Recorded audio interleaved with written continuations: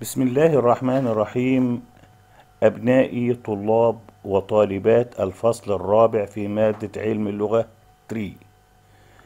من عناصر المعجم المنهج. والباحث في المعجمات العربية يرى أنها اتبعت مناهج متعددة ومتنوعة، وهذه المناهج تعرف بالمدارس المعجمية. وهذه المدارس منحصرة في 4 مدارس. المدرسة الأولى مدرسة التقليبات الصوتية، ومنهج هذه المدرسة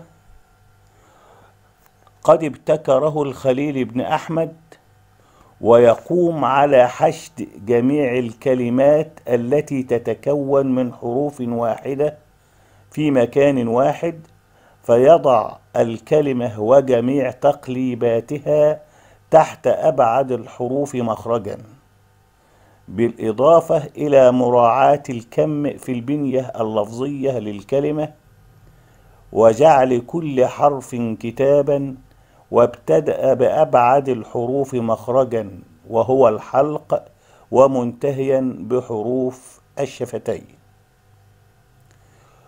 وأشهر من سار على منهج هذه المدرسة مدرسة التقليبات الصوتية من المعجميين أبو علي القالي في كتابه البارع، والأزهري في كتابه تهذيب اللغة، وابن سيدة في المحكم، والصاحب ابن عباد في المحيط في اللغة.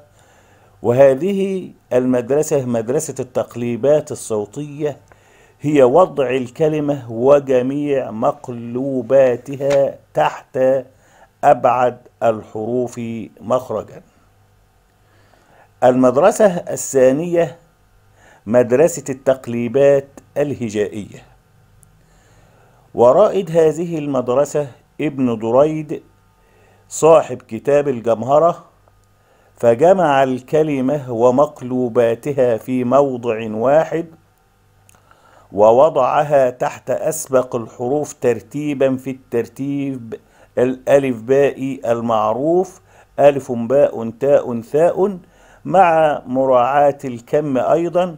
ولم يسر على منهج هذه المدرسة أحد من المعجميين غير ابن دريد، فقد سار على منهج الخليل بن أحمد في التقليبات، وخالفه في الترتيب الصوتي، واتبع نظام الهجائية العادية الألفبائية. المدرسة الثالثة مدرسة القافية، وهذه المدرسة يقوم المنهج فيها بترتيب الكلمات على أوائلها وآخرها، وسميت بالقافية لأنها تنظر للحرف الأخير من الكلمة فتجعله بابا والأول فصلا، وقيل لأنها تساعد الشاعر أو الساجع على أن يظفر بالكلمات التي يريدها لقافية البيت أو نهاية الجملة المسجوعة، لأن الشاعر والساجع يجد في منهج هذه المدرسة الكلمات مرتبة حسب أواخرها، فيختار منها ما يريده ويتناسب معه. ومن أهم مميزات هذه المدرسة مدرسة القافية في منهجها تخلصها من النظامين السابقين، وهما نظام التقليبات واليبنية. وقسم أصحاب هذا المنهج كتبهم إلى أبواب متعددة بعدد حروف الهجاء، والباب قسم إلى فصول بعدد حروف الهجاء، وهذا يسمى بمنهج مدرسة القافية. ورائد هذه المدرسة أبو بشر بن اليمان ابن أبي اليمان البندنيجي في كتابه التقفية في اللغة، والفارابي في ديوان الأدب، والجوهري في الصحاح، وابن منظور في لسان العرب، والفيروزبادي في القاموس، والمحيط وغيرهم. المدرسة الرابعة مدرسة الأبجدية الهجائية العادية، وتسمى بالأبجدية العادية. ويقوم منهج هذه المدرسة على ترتيب الألفاظ والمفردات ترتيبا أبجديا على حسب الحرف الأول من الكلمة بعد تجريدها من الزوائد مع مراعاة الحرف الثاني والثالث من الكلمة. ورائد هذه المدرسة أبو عمرو الشيباني، ولكنه لم يراعي في الترتيب إلا الحرف الأول، أما ما بعده فلم يراعه، فهو يذكر في باب الهمزة كل حروف مبدوءة بها دون أن يراعي ما بعدها من الحروف في ترتيب المواد، ولهذا لم تنسب هذه المدرسة إليه، لأنه لم يحكم النظام، ونسبت للبرمكي، وكان حيا سنة 397 الذي رتب المواد ترتيبا محكما سبق به أصحاب المعجمات الحديثة. وممن سار على منهج هذه المدرسة أحمد بن فارس في معجميه مقاييس اللغة والمجمل، والزمخشري والفيومي في المصباح المنير، والمعجم الوسيط لمجمع اللغة العربية بالقاهرة، وغير ذلك من المعاجم التي سارت على منهج هذه المدرسة. ومنهج هذه المدرسة أيسر المناهج، لأنه سهل نظام البحث في المعاجم، سهل نظام البحث في المعاجم، وتسير عليه المعاجم الحديثة حتى الآن. وتسمى هذه المدرسة باسم المدرسة الحديثة، لأنها أسهل المدارس، حيث تضع الكلمة تحت الحرف الأول مع مراعاة الثاني فالثالث.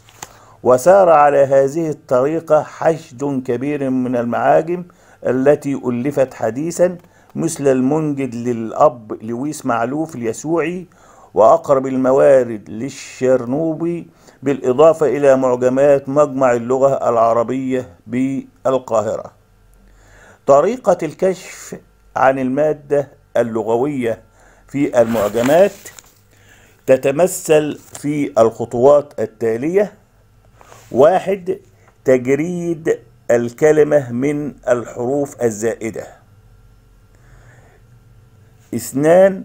إرجاع المقلوب أو المحذوف بسبب الإعلال إلى أصله.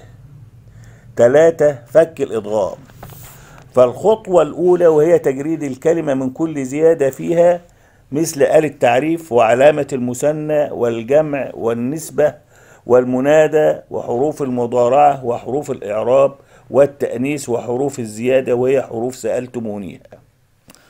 الخطوة الثانية إرجاع المقلوب أو المحذوف إلى أصله.